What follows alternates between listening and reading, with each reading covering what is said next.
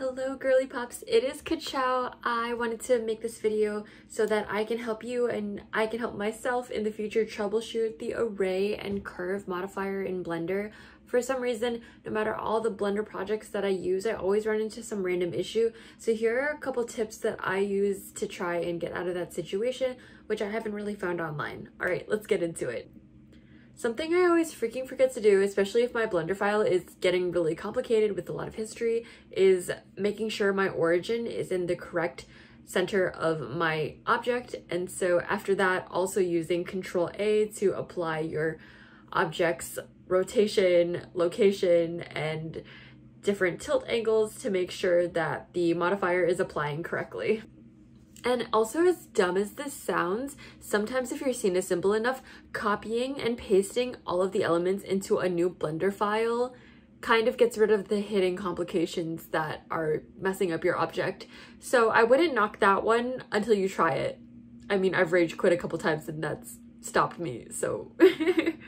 Something that always happens to me is, even though I have array on top of the curve modifier stack, which is how you're supposed to have it, when I deform axis on my curve, no matter what happens, I always end up having a skewed object. And so here are some ways to troubleshoot this if you're also having the same issue.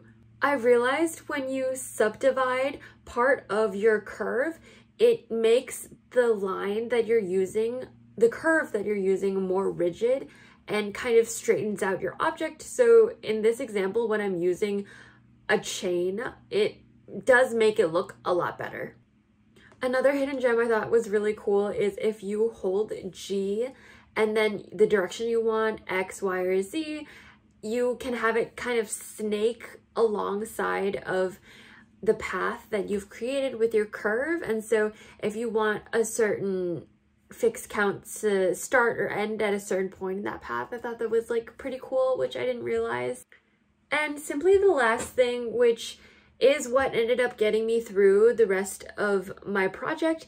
You might want to save double copies of your original object, but by simply hitting S and then Y, I was able to correct the deform that was happening so badly on my x-axis of the curve modifier. So I was kind of able to change it back into its original shape.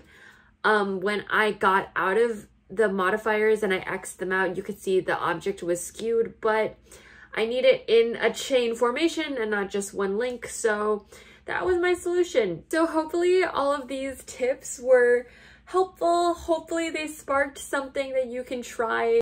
This is all for my art prints that are coming out soon. Feel free to check them out on Etsy, where I make other Blender artwork, or just lifestyle BTS design tips and tricks on this YouTube channel and some more lo-fi content. All right, thanks guys. I'll see y'all later. Ciao.